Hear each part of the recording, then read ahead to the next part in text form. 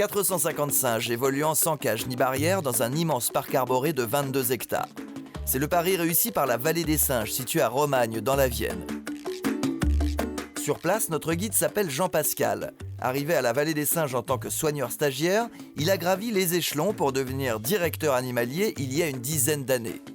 C'est un groupe d'espèces qui m'a toujours fasciné. Voilà, je pense que j'ai pris une grosse claque dans les années 80 avec Gorille dans la brume. Je pense que c'est ça qui a déclenché, comme beaucoup. C'est un peu bateau, mais ça a été ça, je pense, moi, le déclencheur. C'est jamais deux fois la même chose, c'est ça qui est chouette. C'est-à-dire qu'il peut y avoir de l'administratif, il peut y avoir des contentions parce qu'il y a des animaux à soigner, il peut y avoir une arrivée d'animal, il peut y arriver un départ, une naissance, etc. Donc il y a toujours des tas de choses à faire. Et c'est jamais deux fois la même chose. Donc effectivement, il y a des journées où je ne mets pas les pieds dans le parc parce qu'il y a beaucoup de travail au bureau. Et puis d'autres où je suis sur la conception d'un enclos ou une mise en contact parce qu'on a des animaux qui arrivent pour la première fois ici. Donc voilà, c'est très très riche. On gère les rations, on gère les soins avec les animaliers, avec la vétérinaire, etc. Donc voilà, c'est hyper varié.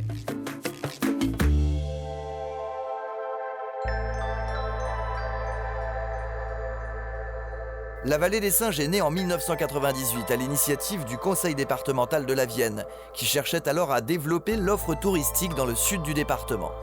Ils ont pris modèle à l'époque sur un parc animalier hollandais qui s'appelle Appenheul, qui était un principe comme ça de plein d'espèces de primates dans des très grands enclos comme ici, boisés, des îlots délimités par des canaux, avec des petites espèces avec lesquelles on est en contact, comme ici les saïmiris, ou des plus grosses espèces comme les gorilles ou les bonobos, qui sont séparés de nous par un simple canal, donc pas de grillage, pas de barre, des très grands enclos forestiers, ce qui fait qu'on a une impression de liberté totale.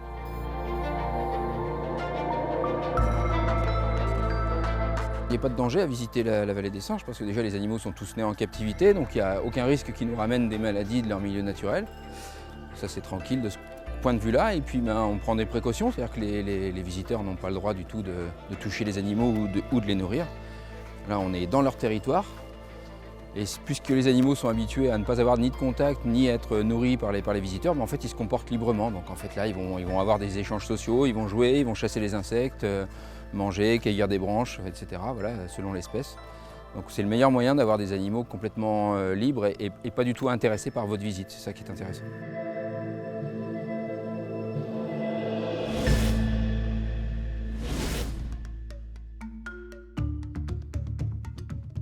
Pour s'occuper des 34 espèces de primates, le rôle des soigneurs animaliers est primordial.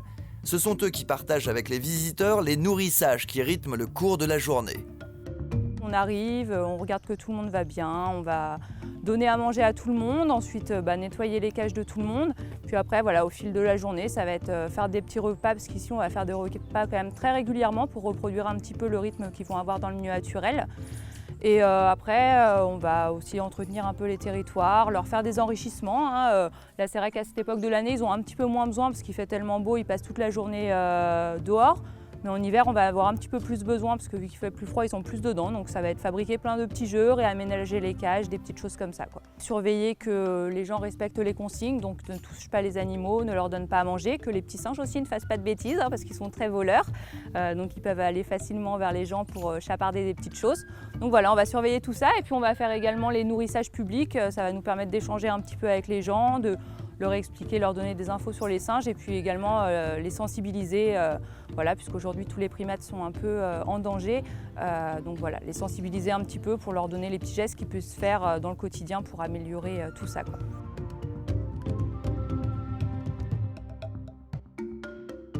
C'est un métier génial, voilà, je pense que tous ceux qui sont ici, c'est un métier de passion, on l'a choisi. C'est pas un métier qu'on fait comme ça parce qu'on ne sait pas quoi faire, donc oui, bien sûr, c'est un métier génial.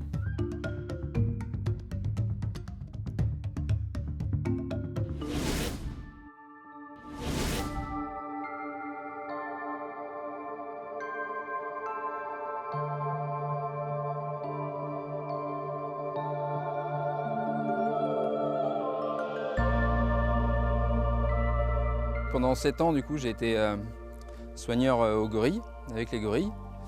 Et puis, quand j'ai été nommé directeur animalier, effectivement, ils ont vu que je ne travaillais plus forcément avec eux, que j'étais plus dans les bâtiments, je faisais plus les nourrissages, etc. Et puis surtout, ils m'ont vu un peu plus tourner avec Mon prédécesseur, le directeur du parc de l'époque, etc., qui était déjà un peu considérés comme les méchants par les singes, parce que ce sont les personnes qui sont là pour flécher, faire les piqûres, etc. Voilà. Donc sans même qu'il se passe quoi que ce soit, les gorilles ont très bien compris qu'en fait, en l'espace de quelques jours, que puisque je tournais maintenant avec les méchants, j'étais devenu aussi un méchant, et à partir de ce moment-là, la relation a changé. Ils ont commencé plus à être méfiants de moi, à me menacer même parfois, parce qu'ils savaient que de toute façon j'étais devenu un de ceux qui allaient finir par devoir faire des piqûres ou les attraper, quoi.